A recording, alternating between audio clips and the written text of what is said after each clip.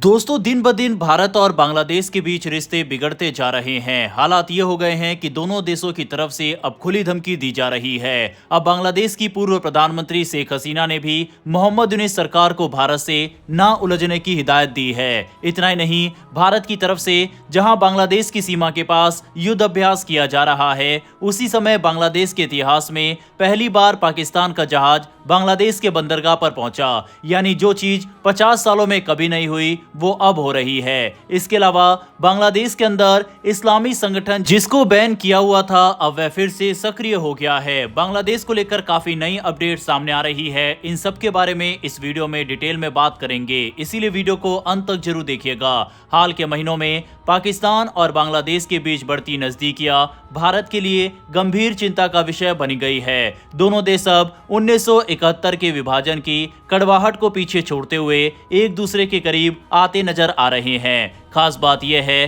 कि दोनों देश अब भारत की नीतियों और क्षेत्रीय साझेदारियों पर एक जैसा रुख अपनाते दिख रहे हैं। मोहम्मद यूनुस के नेतृत्व में बांग्लादेश की अंतरिम सरकार ने विदेश नीति में एक ऐसा मोड़ लिया है जिसने नई दिल्ली में हलचल मचा दी है। यूनुस सरकार का झुकाव पाकिस्तान की ओर बढ़ता जा रहा है और ये रुख भारत की क्षेत्रीय सुरक्षा के लिए चुनौती साबित हो सकता है। पिछले दिनों ये भी खबर सामने आई थी कि पाकिस्तान से भारी मात्रा में गोला बारूद बांग्लादेश ले रहा है। भारत के लिए मुसीबत ये नहीं है कि गोला बारूद बांग्लादेश की सेना खरीद रही है। भारत के लिए मुसीबत ये है कि कहीं आतंकवादियों के हाथ में ये ना चला जाए और भारत को इस मोर्चे से भी आतंकवाद का सामना करना पड़े। पाकिस्तान की खुशी का ठिकाना नहीं रहा जब मोहम्मद यूनुस ने बांग्लादेश की अंतरिम सरकार का कार्यभार संभाला। पाकिस्तान जो पिछले 50 सालों में बांग्लादेश के साथ अपने संबंधों को सुधार नहीं पाया था, वह अब से 15 महीने में इस मुकाम पर पहुंच गया है कि उसकी नौसेना का जहाज बांग्लादेश के बंदरगाह पर पहुंच गया। जी हां, 8 नवंबर को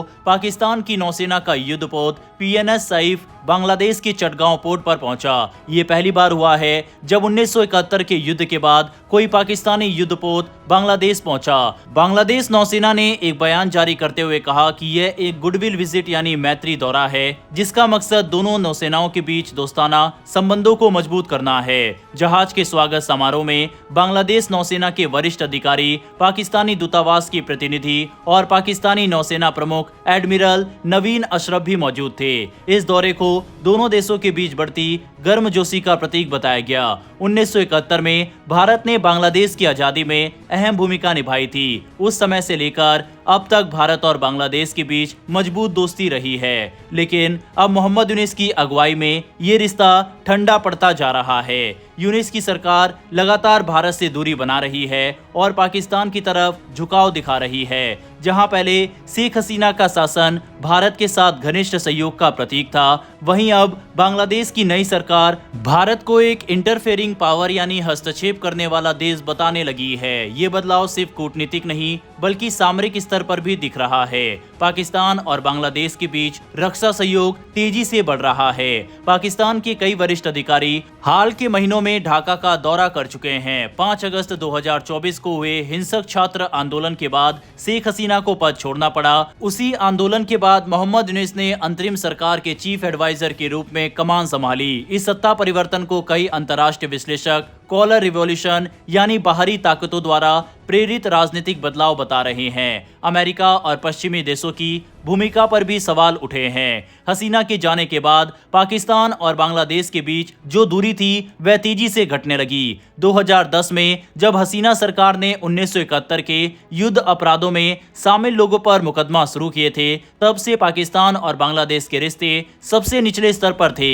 लेकिन अब मोहम्मद यूनुस इन पुराने जख्मों को भुलाकर नई शुरुआत की बात कर रहे हैं। पाकिस्तान के लिए यह एक ऐतिहासिक अवसर है। जिस बांग्लादेश ने कभी पाकिस्तान के खिलाफ लड़ाई लड़ी थी, अब वही पाकिस्तान के साथ रक्षा सहयोग की बात कर रहा है। पाकिस्तानी मीडिया ने भी इसे एक कूटनीतिक जीत बताया है। इस मौके पर पाकिस्तान के प्रधानमंत्री और सेना प्रमुख आसिम मुनीर ने कहा है कि बांग्लादेश के साथ सहयोग दक्षिण एशिया में स्थिरता लाएगा, लेकिन भारत इसे स्थिरता नहीं बल्कि रणनीतिक खतरा मान रहा है। सबसे चिंताजनक बात यह है कि बांग्लादेश में प्रतिबंधित घोषित इस्लामी संगठन हिज्ब उत तहरीर अब फिर से खुलेआम सक्रिय हो गया है। ये वही संगठन है जो इस्लामी खिलाफत स्थापित करने की बात करता है और भारत को दुश्मन देश घोषित करने की मांग करता है। 2009 में इस संगठन को बांग्लादेश में बैन कर दिया गया था, लेकिन अब मोहम्मद यूनिस सरकार के आने के बाद ये फिर से खुलकर प्रचार प्रसार कर रहा है। सितंबर 2025 में इस समूह ने बांग्लादेश 2.0 सब सर्वियंस और लिबरेशन नाम से एक ऑनलाइन कॉन्फ्रेंस की, जिसमें उन्होंने भारत, अमेरिका और ब्रिटेन पर बांग्लादेश के आंतरिक मामलों में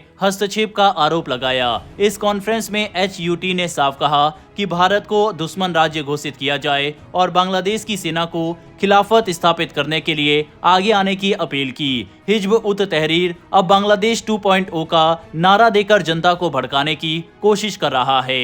ये संगठन युवाओं, पत्रकार और सैन्य अधिकारियों को प्रभावित करने की रणनीति पर काम कर रहा है। उनके संदेशों में भारत को मुस्लिम विरोधी बताया जा रहा है और हिंदुत्व संगठनों को भारत की नीतियों के औजार कहा जा रहा है। संगठन ने अपने बयानों में यहाँ तक कहा है कि भारत इजराइल की तरह मुसलमानों पर अत्याचार कर रहा है। ये बयान बांग्लादेश में एंटी इंडिया भावनाएं बढ़ाने की कोशिश का हिस्सा है। भारत के लिए ये पूरा घटनाक्रम बेहद चिंताजनक है। एक और पाकिस्तान बांग्लादेश के साथ मिलकर भारत की सीमाओं के पास नई सामरिक मौजूदगी बना रहा है। दूसरी ओर ढाका में चरमपंथी संगठनों को अप्रत्यक्ष समर्थन मिल रहा है और तीसरी ओर अमेरिका और पश्चिमी देशों की भूमिका पर भी सवाल है, जिन्होंने यूनिस को समर्थन दिया। दूसरी ओर बांग्लादेश की पूर्व प्रधानमंत्री शेख हसीना ने पहली बार चुप्पी तोड़ी है और मौजूदा अंतरिम सरकार और उसके मुखिया मोहम्मद यूनिस पर गंभीर आरोप लगाए हैं। भारत में निर्वासन में रह रही हसीना ने कहा कि यूनिस की हिंसक और उग्रवादी नीतियां भारत और बांग्लादेश के बीच संबंधों को खराब कर रही है। हसीना का ये बयान ऐसे समय आया है जब बांग्लादेश की अंतरिम सरकार भारत के साथ लगातार तनाव बढ़ा रही है और खुद हसीना की प्रत्यर्पण की मांग भी कर रही है। शेख हसीना ने भारतीय मीडिया को लिखित जवाब में कहा, मैं भारतीय जनता की बेहद आभारी हूं, जिन्होंने मुझे एक सुरक्षित ठिकाना दिया।